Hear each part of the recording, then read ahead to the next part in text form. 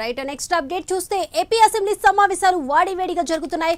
కూటమి వైసీపీ సభ్యుల మధ్య డైలాగ్ వార్ అసెంబ్లీ దద్దరిల్లిపోయింది. ఇక సూపర్ 6 హామీల అమలుపై వైసీపీ సభ్యులు ప్రశ్నించగా కూటమి నేతలు ధీటుగా ఎదుర్కొన్నారు. మరోవైపు వైసీపీ ఎమ్మెల్సీల ఆందోళనతో శాసనమండలిలో గందరగోళ పరిస్థితి నెలకొంది. చైర్మన్ మెషెన్ రాజును అవమానపరుస్తున్నారంటూ కూడా ఎమ్మెల్సీలు ఆందోళనకు దిగారు. ఇక మరోవైపు అమరావతిలో ఇండియా ఇంటర్నేషనల్ లీగల్ యూనివర్సిటీకి సంబంధించిన బిల్లును మంత్రి నారా లోకేష్ అసెంబ్లీలో ప్రవేశపెట్టారు. నవంబర్ 26న బాలల అసెంబ్లీ నిర్వహణకు సభ ఆమోదం తెలిపింది. ఈ అంశానికి సంబంధించి పూర్తి అప్డేట్స్ మా ప్రతినిధి రవికృష్ణ అందించడానికి సిద్ధంగా ఉన్నారు. రవికృష్ణ, అంటే ఏదైతే అసెంబ్లీ సమావేశాలు 7వ రోజు వాడిగా వేడిగా జరిగినాయని చెప్పుకోవచ్చు. ప్రధానంగా కూడా ఏదైతే శాసనమండలి ఉందో శాసనమండలిలో ఎమ్మెల్సీల మధ్య అంటే వైసీపీకి సంబంధించిన ఎంసీలు అదేవిధంగా కూడా కూటమికి సంబంధించిన ఎమ్మెల్సీల మధ్య మాత్రం వాడివేడిగా జరిగినట్లుగా కూడా మనకి కనపడుతూ ఉంది. ప్రధానంగా కూడా ఈరోజు ఉదయం అయితే మాత్రం సూపర్ 6 హామీలు ఏవైతే ఉన్నాయో ఆ సూపర్ 6 హామీలకు సంబంధించి ప్రధానంగా చర్చ అయితే నడిచింది. మండలిలో ఆ చర్చని స్టార్ట్ చేసిన తర్వాత అయితే మాత్రం ఆ సూపర్ 6 హామీలు ఏవైతే ఉన్నాయో ఆ సూపర్ 6 హామీలని నెరవేర్చడంలో కూటమి ప్రభుత్వం మాత్రం పూర్తిగా విఫలమైందని వైసీపీకి సంబంధించిన ఎమ్మెల్సీ ఆరోపించారు. ప్రధానంగా కూడా శాసనసభాపక్ష నాయకుడైనటువంటి ఈ మండలికి సంబంధించినటువంటి మండలి నాయకుడు వైసీపీ నాయకుడైనటువంటి బొత్స సత్యనారాయణ మాత్రం పూర్తిగా కూడా ఈ సూపర్ 6 పథకాలు ఏవైతే ఉన్నాయో ఈ సూపర్ ఫ్లాప్ అయినాయని అన్నటువంటి సందర్భంలో ఆయనకి అదేవిధంగా కూడా వ్యవసాయ శాఖ మంత్రి అచ్చెన్నాయుడికి మధ్య సంవాదం నడిచినటువంటి పరిస్థితి కనపడింది. తాము ఏదైతే చెప్పామో అంటే గత ఎలక్షన్స్లో ఎలక్షన్స్ ముందు చెప్పినటువంటి హామీల్లో సూపర్ 6 ప్రధానమైనది. ఆ సూపర్ 6 హామీలను అయితే మాత్రం తాము సూపర్ హిట్గా కూడా అన్నింటినీ అమలు చేశామని ఒక పక్కన అచ్చెన్నాయుడు చెబుతున్నటువంటి క్రమంలో దానికి సంబంధించి అరాకొరగా మాత్రమే అమలు చేశారు. వాటిలో 3 సూపర్ 6 పథకాల్లో ఉన్న 3టిని మాత్రం అమలు చేశారు, మిగతా వాటిని అమలు చేయలేదు అని బొత్స సత్యనారాయణ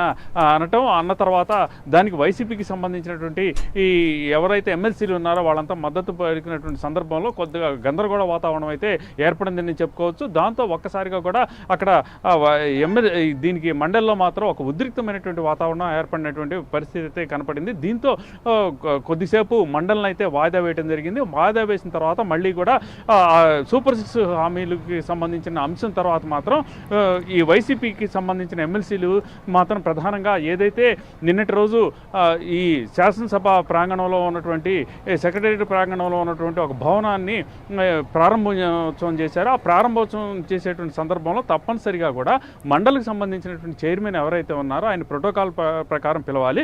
కానీ చైర్మన్ అయినటువంటి మోషన్ రాజు ఎవరైతే ఉన్నారో మోషన్ రాజుని మాత్రం పిలవలేదు. ఇది వివక్షతో కూడుకున్నటువంటిది అని బొత్స సత్యనారాయణ అయితే మాత్రం అక్కడ ఉన్నటువంటి సభ్యులను ప్రశ్నించేటువంటి నేపథ్యంలో ఒక్కసారిగా కూడా పరిస్థితి అయితే ఉద్రిక్తంగా మారింది. దీనికి సంబంధించి ఇదే కాకుండా కూడా ఉమెన్ ఎన్ఫోర్స్మెంట్ అనే కార్యక్రమం ఏదైతే తిరుపతిలో నిర్వహించారో దానికి కూడా వీళ్ళని మండలి చైర్మన్ అయితే పిలవాల్సిన పరిస్థితి ఉన్నప్పటికీ కూడా పిలవలేదు అని చెప్పి ప్రోటోకాల్ పాటించలేదని చెప్పి కొద్దిసేపు అయితే మాత్రం వాగ్వేదాన్ని చూసుకున్నటువంటి పరిస్థితి అయితే కనపడింది. ఈ సందర్భంగా కూడా అచ్చెన్నాయుడు అయితే మాత్రం దానికి సంబంధించి కొంత క్లారిటీ ఇచ్చాడు. దానికి ఈ ప్రధానంగా కూడా అధికారులకి అయితే మాత్రం ఈ అంశాన్ని అయితే తమ దృష్టికి తీసుకురాలేదు. అధికారులకు సంబంధించిన అలసత్వం వల్లే ఇలా జరిగింది అని ఆయన చెప్పినటువంటి ఈ పరిస్థితి కనపడింది. అయితే ఈ జరిగినటువంటి అవమానం ఏదైతే ఉందో దీనికి తక్షణమే సీఎం క్షమాపణ చెప్పాలి అని చెప్పి వైసీపీకి సంబంధించిన నాయకులు అయితే మాత్రం పెద్ద ఎత్తున నినాదాలు చేసినటువంటి పరిస్థితి.